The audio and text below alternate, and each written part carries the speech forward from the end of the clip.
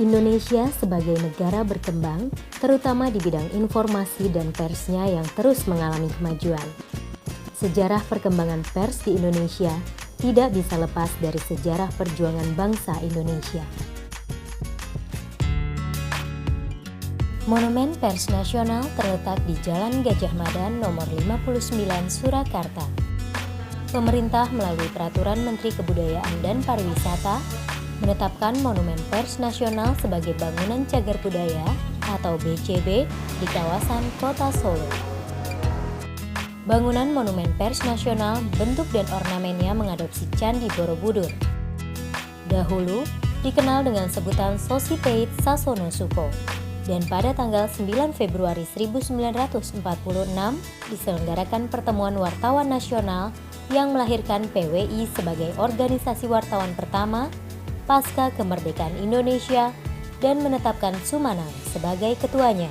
Monumen Pers Nasional terdiri dari 1 unit gedung induk, 2 unit bangunan 2 lantai, 1 unit bangunan 4 lantai. Gedung induk dipergunakan sebagai ruang untuk pameran tematis, benda koleksi bersejarah, serta diorama sejarah pers di Indonesia. Memasuki Gedung Monumen Pers Nasional, kita disambut oleh 4 patung naga dengan badan terlentang ciptaan Dr. Andes Sabtoto. Patung-patung naga tersebut dinamakan Catur Manggala Kura yang melambangkan kebijaksanaan. Dan yang menarik, di depan pintu masuk diletakkan kentongan Kiai Suara Gugah yang berarti penyemangat. Dalam ruang pamer utama, mata kita akan tertuju pada patung tokoh-tokoh perintis pers Indonesia yang mudah terlihat. Di ruang utama juga ada media yang memamerkan surat kabar edisi lama. Inilah yang menjadi salah satu layanan unggulan Monumen Pers Nasional. Merefleksikan surat kabar terbitan terdahulu, serta majalah-majalah terdahulu baik yang terbit di masa sebelum kemerdekaan, masa Orde Lama, Orde Baru, hingga saat ini. Dan akan terus mendokumentasikan hingga akhir zaman. Beberapa koleksi surat kabar tertuanya adalah Koran Panorama tahun 1917, Koran Matahari, Koran Mataram yang terbit pada tahun 1930. Selain surat kabar, majalah juga menjadi concern lainnya bagi Monumen Pers Nasional. Lebih dari 1 juta eksemplar majalah yang terbit dari seluruh Indonesia. Salah satu majalah tertua yang ada yaitu majalah Cahya Hindia yang terbit pada tahun 1913. Agar pengunjung dapat membaca dengan mudah, telah dicetak replika dalam ukuran yang lebih besar. Proses pendokumentasian majalah dan koran melalui digitalisasi telah dilakukan Monumen Pers Nasional sejak 3 tahun yang lalu. Tepatnya mulai akhir tahun 2010. Proses pendigitalisasian ini dimulai dengan mendigitalisasikan koran-koran dan majalah-majalah yang usianya tua terlebih dahulu. Untuk majalah-majalah dan koran-koran yang belum didigitalisasikan disimpan rapi dalam ruangan-ruangan yang dijaga suhunya, sehingga koran-koran dan majalah-majalah yang ada tidak mudah rusak.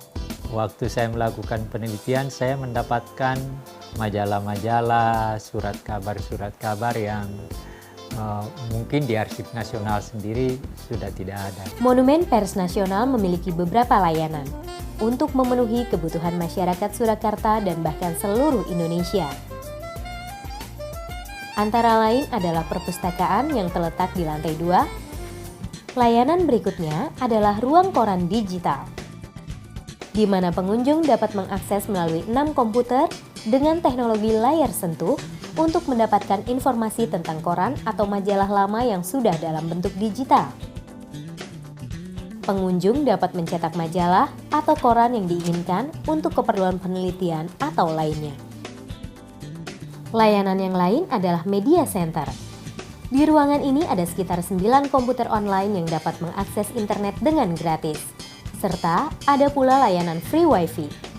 Para pengunjung dapat menggunakannya untuk berbagai keperluan penelitian maupun sekedar mencari informasi melalui dunia maya. Layanan lain yang unik adalah adanya layanan internet gratis melalui mobil pelayanan internet kecamatan atau MPLIK dengan 6 buah perangkat komputer jinjing. Masih berkaitan dengan layanan Monumen Pers Nasional, yaitu Papan Baca. Sebuah media luar ruang yang memberikan informasi aktual dengan dipasangnya koran Solo Pos, Suara Merdeka, dan setiap hari petugas Monumen Pers Nasional mengganti dengan terbitan terbaru.